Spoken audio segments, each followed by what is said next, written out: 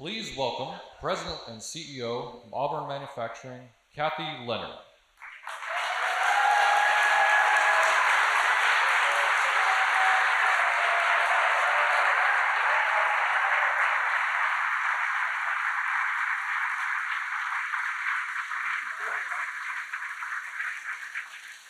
Come on. Thank you. I'm never going to want to go back to manufacturing. Welcome, everyone, and what a wonderful welcome to me. I really appreciate it. I'm Kathy Leonard, founder and president of Auburn Manufacturing. This is a huge day for us. Small companies like us just don't get the opportunity to introduce the president or to host the president of the United States. It doesn't happen. We've been making heat-resistant textiles for industry and defense for 43 years now. We started in Mechanic Falls with 2 people. I was one of them, and have expanded exponentially over time. We're now in 2 places. We have 2 plants, one in Mechanic Falls, one here in Auburn, which we're in. And we have now over 50 people. And we're on track to increase our workforce by another 30%. Growing a business, I know, finally. Growing a business, especially exponentially, isn't easy. We've experienced many challenges during those years. First of all, interest rates. They were 14% when we started building our first building. That's pretty high. Secondly, Chinese dumping of silica fabric, one of our major products, stole 30% of our domestic industry by 2016. And that forced us to file an anti-dumping case against China. And it was successful, but very expensive. Then COVID hit, just as we were recovering from what we'd been through the last several years. That was a really difficult time for all of us. But President Biden's American Rescue Plan helped keep businesses like us afloat. It helped reignite the U.S. economy. That's the truth.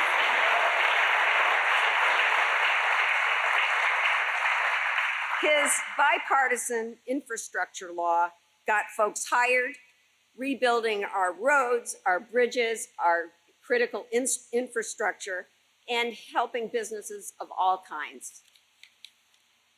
His Inflation Reduction Act and CHIPS and Science Act and his focus on American manufacturing has increased demand for US-made products like ours. So, we're now back. We're growing our workforce again, we're entering new markets, and we're upgrading our plants and equipment. While our tagline, you can see over there, is innovation on fire. You know, we were really on the brink of about flaming out for a while. And it's now, it really is now, innovation reignited. So, but that's enough. You know, the Bidenomics agenda is helping make that happen for small US manufacturers like us. But enough about us. It's now my distinct honor to introduce the President of the United States, Joe Biden.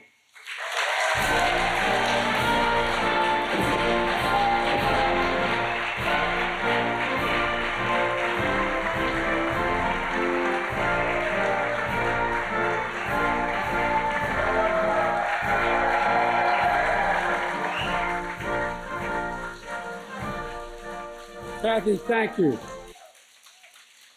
Thank you, thank you, thank you.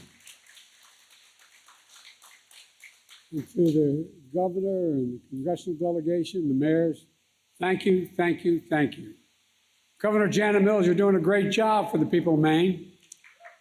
And my good friend and great partner and a tireless fighter for good jobs, Senator Angus King, including right here in Auburn Manufacturing. Representative Sherelle Pingree, champion of farmers and workers, the environment, and a great friend. And Representative Jared Golden, whose greatest claim to fame is the beautiful wife and little daughter I just met. Independent voice of the people of Maine. You serve the district just like you served your country as a Marine with integrity, honor, and fearlessness. Thank you. And by the way, he also fought hard for delivering funding on several airports in his district. I wonder how he got that money. You're doing a great job, pal. And thanks to the state legislation and local officials here today, and I know you've been hit hard by flooding, and our FEMA Administrator Griswold has been working closely with you on terms of the ground teams that we have to get what you need. And we're not going away until everything's back, to build back better, not just build back to where it was, but better, because the environment's changed an awful lot. I'm here to talk to you about what we're doing to bring manufacturing back to America, about our progress in building an economy from the middle out, and the bottom up, not the top down. Yesterday, we learned the economy grew faster than expected last quarter. And this morning, we saw data showing that last month, the annual rate of inflation continued to decline. So inflation is now at its lowest point in 2 years. And wages are up after being adjusted for inflation. When I came to office, I was determined to end the trickle-down economy. Excuse me, this little stand is out. Well, I'll make sure I don't trip over it. Maybe I stand on, make myself 3 inches taller.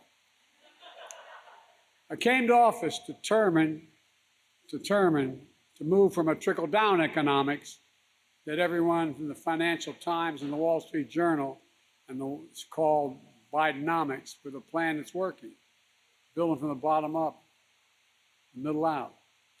Folks, you know, all that trickle-down stuff, when the wealthy do very well, we all do well.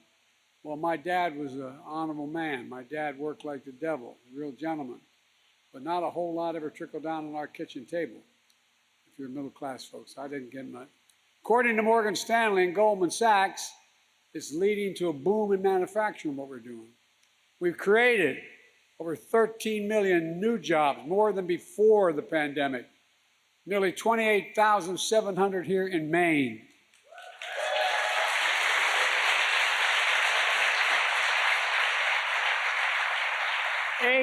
800,000 new manufacturing jobs nationwide. We've attracted almost $500 billion in outside private investment to grow the economy because they know it's available now. That's more jobs in 2 years than created by any president in a 4-year term.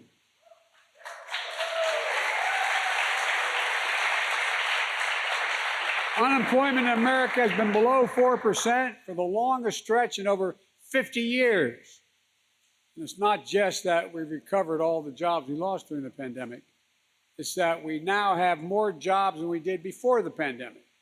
Because unemployment has been so low for so long, workers have been left behind for decades aren't just finding jobs, more jobs, they're finding better jobs with higher pay. And no wonder job satisfaction, according to all the measures, is at a 36-year high. A share of working-age Americans in the workforce is as high as it's been in 20 years, including during every single day my predecessor was president. Remember we were going to have that infrastructure week? Anyway, long story. People are coming off the sidelines. Unemployment is down, but so is inflation. Remember, the experts told me and told it all that to get inflation under control, and I love this as a middle-class guy, we had to lower wages and had to have higher unemployment. Only way to get inflation down. Well, maybe if we get the excess profits of corporate America down, we lower it.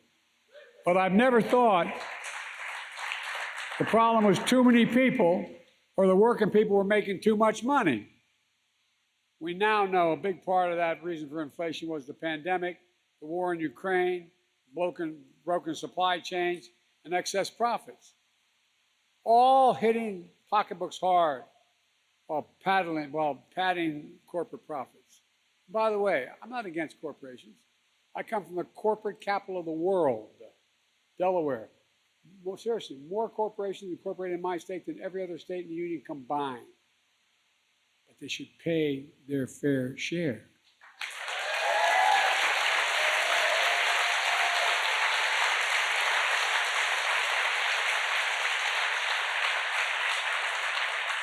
When the pandemic hit, all of a sudden we could get those little computer chips about the size of the tip of my little finger. Well, guess what? You need about 300 of them to build an automobile. Guess what? And I'll go on and on and on. We attracted over $300 billion in people coming to America to build those factories now here in America. I decided we're never going to be in a position we're not the beginning of the supply chain. A phrase I don't think any of us really heard until 3 years ago. So we went to work, getting our economy back on track, fixing those supply chains. We made a lot of progress. Now, one reason we have inflation fall by 2/3 without losing jobs is that we're seeing corporate profits start to fall as well. We have more to do, but I like what I said. Inflation is now at the lowest point it's been in over 2 years. In fact, we have the lowest rate of inflation among the world's major economies. Every major economy in the world, our inflation rate is lower. We're growing faster. We're economically more advanced than every other major country in the world. It's down from 9% to 3%, and it's going to continue to go down. While there's more work ahead, earlier this week, the Washington Post suggested Republicans may have to find something else to criticize me for. Now that inflation is coming down. Maybe they'll decide to impeach me because it's coming down. I don't know. I love that one. Oh, anyway, it's another story. At the same time, pay for low-wage workers has grown at the fastest pace in over 2 decades, and wages are growing faster than inflation. That means an awful lot to working people where I come from. They have more money in their pockets than they did before. My dad used to say, at the end of the month, the question is, you just have a little, after you pay all your bills, you have just a little breathing room, a little left over. Folks, that's Bidenomics. It's about growing the economy and strengthening the middle class, making things in America again. Under trickle-down economics, it didn't matter where companies made things as long as it helped their bottom line. Even if that meant jobs and supply chains moved overseas. What did most of these guys do? They decided to send the jobs overseas where the labor was cheaper and bring the product made back to the United States more expensive. Entire towns and communities got hollowed out, not just here in Maine, but all across America. This is not just for Maine, this is of all of America. Small towns and medium-sized towns all across America. Factories got shut down. All over the country, parents saying to the children, honey, I'm sorry, I lost my job. We can't live here anymore. You saw it here in Maine. Let me remind you of a few examples.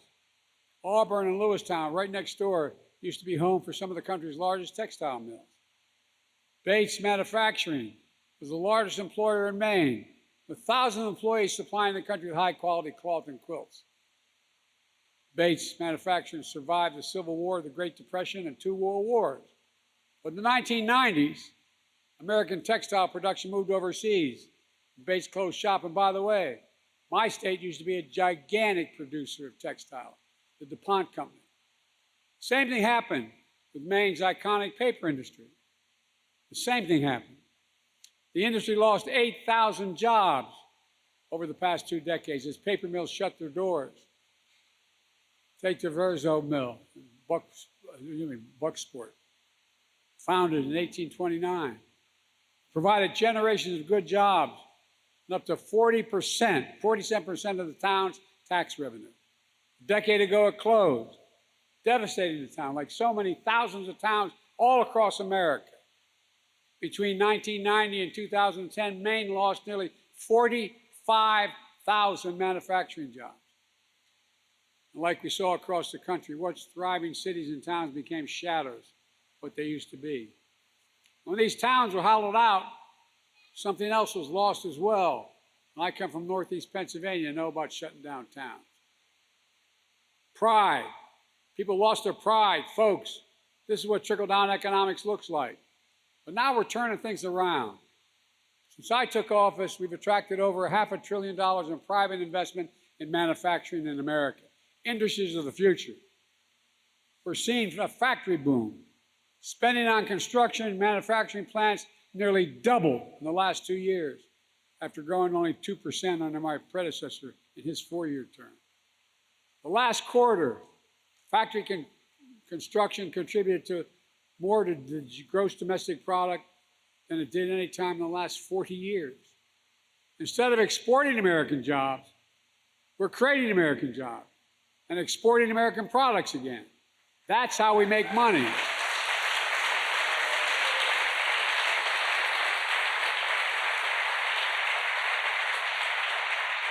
Like here at Auburn Manufacturing, you heard Kathy talk about starting this company 40 years ago, making advanced textiles that are fire and heat resistant. They weathered decades of economic storms. Now, with the help of the American Rescue Plan, they're having their biggest export year ever. The company's growing, and their products are made in America. Made in America.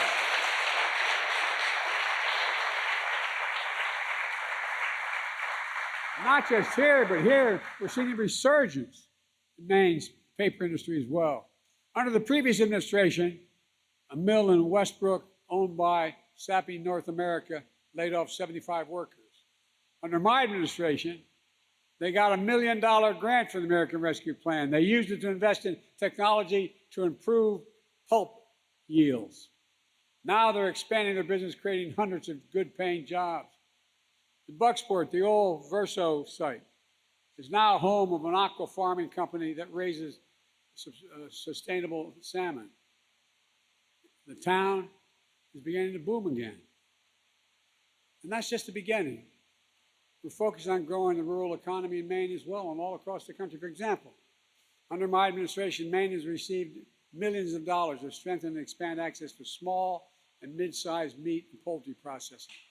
Up to now, you had to go hundreds of miles, and you only had a few processors, and they gave you what they thought was necessary, not what your product was worth. Having these facilities close by means farmers have a better shot getting a fair price for their product. When those farmers do well, when the wealth they generate stays in Maine, when their children can stay in Maine, continue to farm, it builds a stronger rural economy. Building an economy from the bottom up and the middle out means small and mid-sized farmers, foresters, fishermen have a chance to succeed right here where they're from and don't want to leave. That's why we're providing funding to encourage companies to use resources harvested in Maine for new and innovative products. We're creating new markets for those products, like mass timber for use in tall buildings, or plant-based packaging materials, or sustainable aviation fuels. That's where it's going to come from. By the way, mark my words, the next 20 years, farmers are going to provide 95% of all the sustainable airline fuel.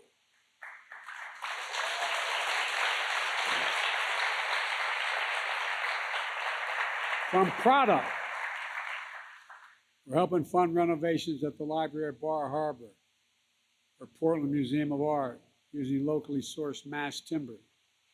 We have a grant to a company called Tan Bark and Saco to replace plastic packaging with packaging using wood fiber.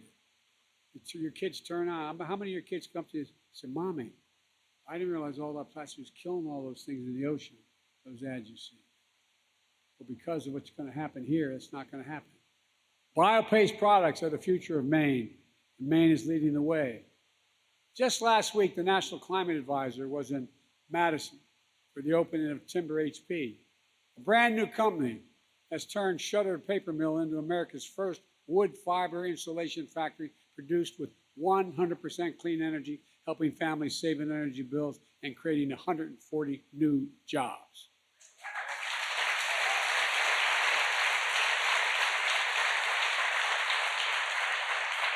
And I want to congratulate Governor Mills, who just yesterday signed legislation making Maine a leader in the offshore wind industry.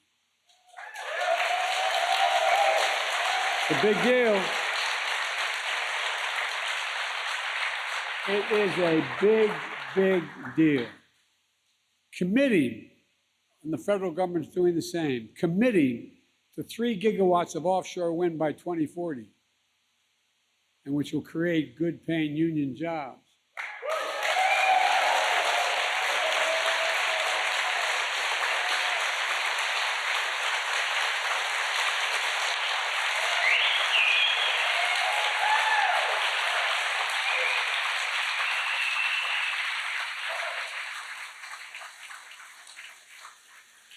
met with a business roundtable, the big businessmen. They said, why are you known as the most pro-labor senator in the history of America? Simple reason. Makes your products better and ultimately cheaper. You know, everybody thinks to become, for example, an electrician. You show up and say, I want to be an electrician. You got 5 years. 5 years you got to work before you can get a full salary and have the right to be out there as an electrician. It's like going back to college. 5 years. They're the best in the world. This kind of resurgence is part of my plan to invest in America, so our future, again, is made in America. Most people don't know there's been a law in the books since 1933, which means it's totally consistent with all trade laws that exist in the world. And that law says that when the federal government spends your tax dollars, it must be spent on American workers and products made in America. So, for example, when the Congress comes along and says we want to build new decks for aircraft carriers, for example, over the last so many years, I get $60 billion they vote to do things federally. Well, guess what? They ain't doing any of it unless they build it in America by American workers. Because for the last 50 years, the vast majority of Democrats and Republicans did not insist on that. Did not. That's what I mean by made in America. Well, guess what? I'm insisting on it. That's why it's changed. And by the way, it's good for everybody. It's not just good for labor, it's good for everybody. And today I'm going to sign an executive order called Invent It Here and Make It Here. It's here. It's how it works. Federal agencies research and fund development to encourage innovation. This executive order dictates that those agencies have to prioritize domestic manufacturing when it comes time to bring those inventions to market. They can't go abroad. They have to look here. Who can do it here? That's the law. And we're just beginning to enforce it. Folks, we're not just making things in America. We're also buying America. I announced new standards to require construction materials used in federal infrastructure projects to be made in America. Lumber, glass, drywall, fiber optic cables, and more. Every federal infrastructure project will be built by American workers, using American products, creating American jobs.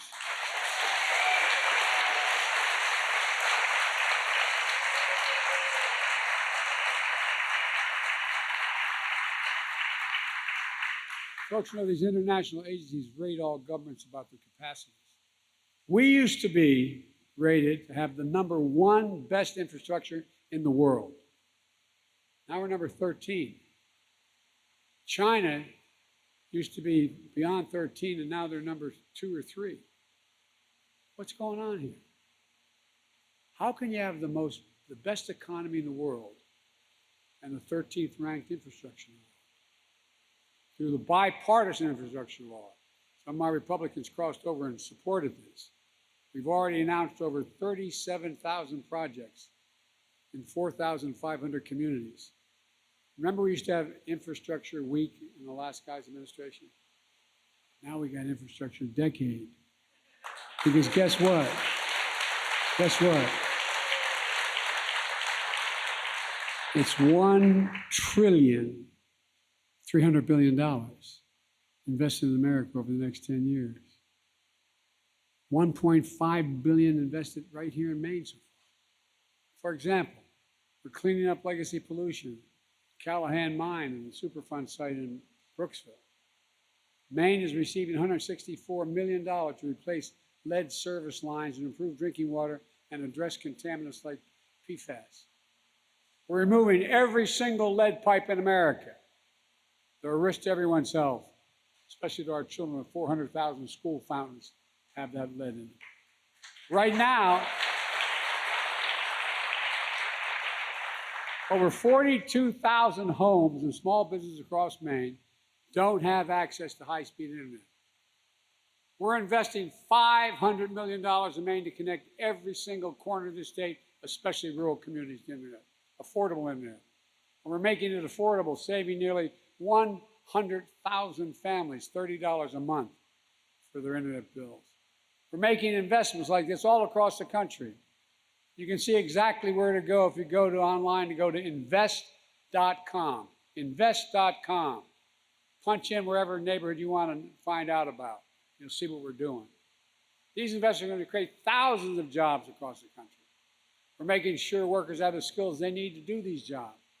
In Maine, the AFL-CIO is, with funding from the American Rescue Plan, just graduated its first cohort of its union construction academy to bring unprecedented workers like women and people of color into the trades.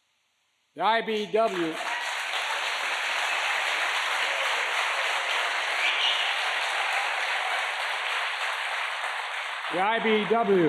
also with funding from the American Rescue Plan, runs a pre-apprenticeship program for high school students. And there's a training center in Newport. Folks, this matters. My investing in the American agenda also has another transformative impact. Every single Republican in the Congress voted against the Inflation Reduction Act. That's the one that had a total of $659 billion for infrastructure, for the environment over the next several years. You see, they don't think we have an environmental crisis. All this stuff happening is just temporary. They don't wonder about it anymore. You know, when the ocean off the state of Delaware, or off of Florida, is 102 degrees, something's going on. The vast majority of them voted against the infrastructure law as well. But that hasn't stopped them from claiming credit for it. Now, billions of dollars and thousands of jobs are coming to their states. Well, like I said, in the State of the Union, I'll see them at the groundbreaking. Folks,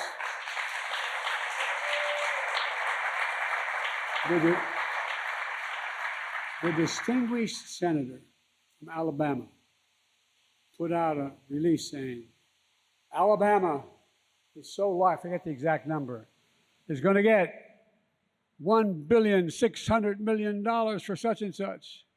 He voted against it. He voted against it. I could go on, but I won't. But I made a commitment when I ran that I'd be present for everybody, whether they voted for me or against me. The vast majority of all this money is going into red states because they've been so badly hurt, a majority of it. I'm not picking winners and losers based on who they voted for.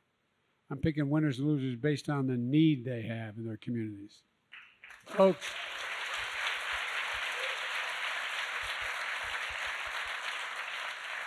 let me close with this. I'm not here to declare victory on the economy. We have more work to do. We have a plan for turning things around. Bidenomics is just another way of saying restoring the American dream. 40 years of trickle-down economic limited that dream to the very top.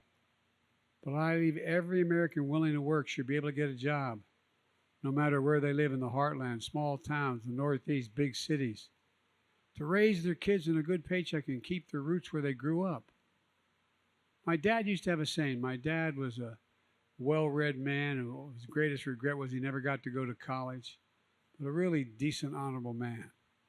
And he used to, and I give my word, this is what he'd say, and all my siblings remember and my friends. He'd say, Joey, a job's about a lot more than a paycheck. It's about your dignity. It's about respect. It's about being able to look your kid in the eye and say, honey, it's going to be okay. It's going to be okay. That's what it's all about.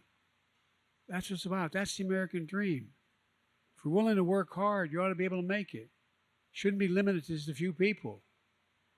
It's rooted in what's always worked best in this country. Investing in America. Investing in Americans. Because when we invest in our people, when we strengthen the middle class, we see stronger economic growth and everybody benefits. You know, we're making significant progress, and I want you to know we've done all this without raising taxes. And guess what? I commit that we'll never raise federal taxes on anybody making less than $400,000, period. Unlike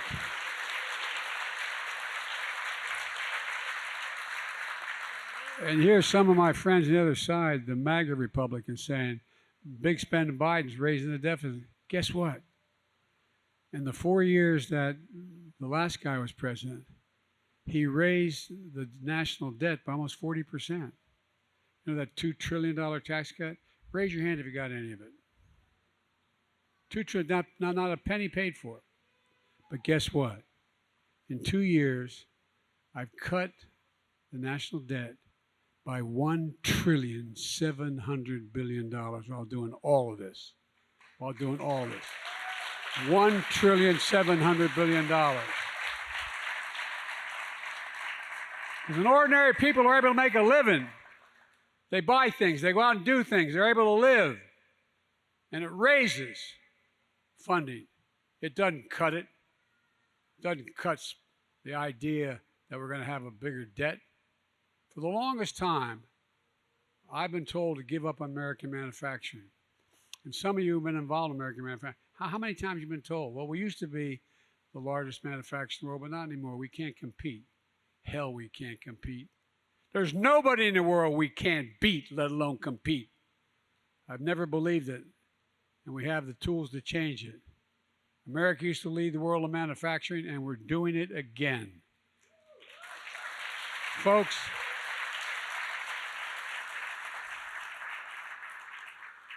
I can honestly say I've never been more optimistic about America's future.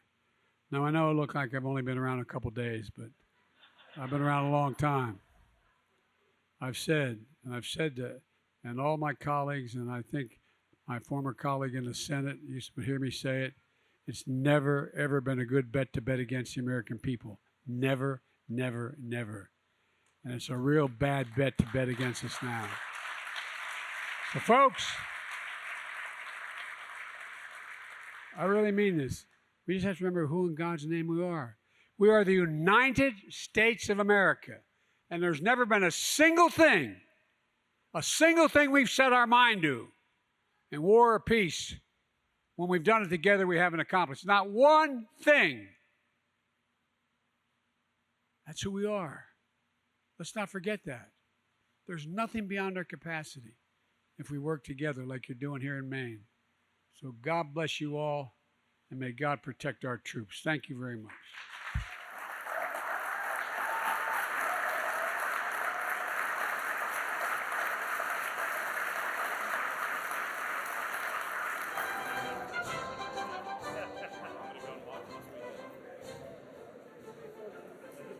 I'm coming back to shake your hand, but I forgot I didn't sign the order.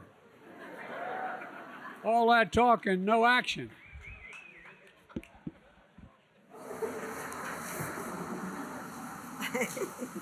All right.